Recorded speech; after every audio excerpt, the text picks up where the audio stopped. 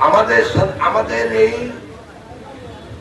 আন্দোলন সংগ্রামের ফলে একটা সরকার পতন করেছে এবং বেশিরভাগ লোক দেশ ছেড়ে পালিয়ে গেছে।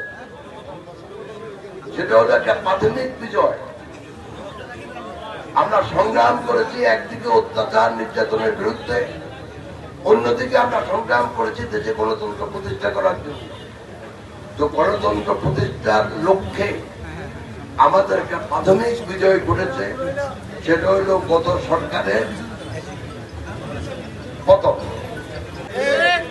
গণতন্ত্রের মালিকানার একমাত্র উপায় সেটা হলো যে দেশে একটা গণতান্ত্রিক সরকার প্রতিষ্ঠার মাধ্যমে একটা গণতান্ত্রিক সরকার প্রতিষ্ঠা করা।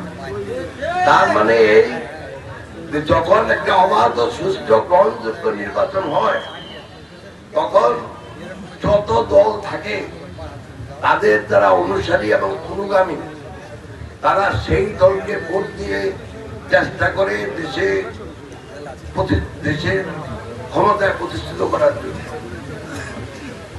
আমরা সেজন্যই বলি যে আমরা অতি সত্য দেশে একটা গণতান্ত্রিক সরকার প্রতিষ্ঠা করা।